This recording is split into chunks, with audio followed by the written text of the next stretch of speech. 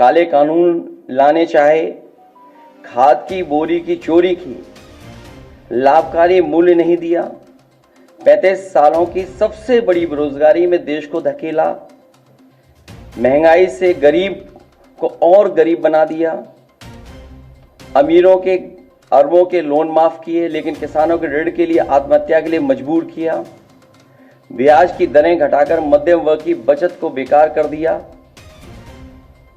बैंकों में तरह तरह के चार्ज और पेनल्टी से लोगों के खाते दीमक की तरह अंदर ही अंदर खा गए, बैंक लॉकरों के नाम पर जिम्मेदारी से पल्ला झाड़ लिया, नैतिक रूप से चंदे तक का पैसा खा गए, केयर फंड के नाम के आगे पीएम के नाम का इस्तेमाल करके बाद में हिसाब देने से मना कर दिया, अपराधियों को शामिल करने, उनके कृत्यों पर पर्दा डालना, जैसे मणिपुर में अपने संगी साथियों द्वारा बेटी के साथ मानवीय व्यवहार में, बीएचयू छात्र अभद्रता कांड में, खीरी किसान हत्याकांड में, हाथरस की बेटी के बलात्कार हत्या व कानपुर देहात कांड में जहां मां बेटी को झोपड़ी में जिंदा जलाकर मार डाला, ऐसे अनगिनत उदाहरण हैं। शारीरिक रूप से देखें तो भाजपा लोगों के शरीर स्वास्थ्य से भी खिलवाड़ किया, उसके भी दोषी हैं। भाजपा ने बिना जांच परखे जानलेवा वैक्सीन लगवाई, कमीशन खाकर गलत दवाइयों को पास करके लोगों का जीवन खतरे में डाला। इसका सीधा असर जनता की सेहत पर पड़ेगा और आने वाली पीढ़ियों की तंदुरुस्ती पर भी।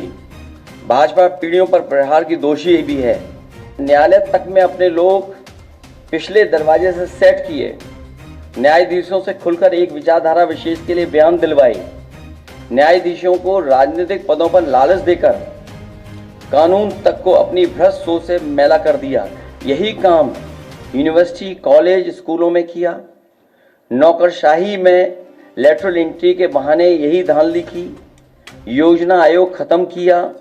ED, CBI, IT, income tax को सरकार बनाने, बचाने और चलाने के लिए इस्तेमाल किया। झूठे आंकड़ों से देश और दुनिया को छला, जिससे अंतर्राष्ट्रीय स्तर पर भारत को विकासशील देशों की श्रेणी से बाहर करने की बात से देश की शर्मिंदगी झेलनी पड़ी।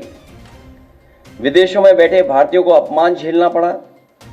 दुनिया में डंका बजाने की बात करने वालों का ही ढोल पिट गया। विकास व रोजगार के झूठे आंकड़े देकर ठगा।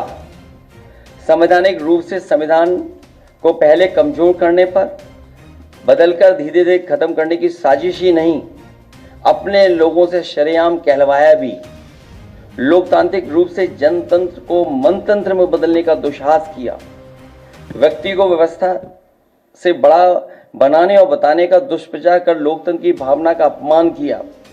चुनाव के नतीजों को कुछ भ्रष्ट मीडियाकर्मी और अधिकारियों की मिलीभगत से बदला भी और आगे भी इस चुनावी घपले को जारी रखने का षड्यंत्र रचा।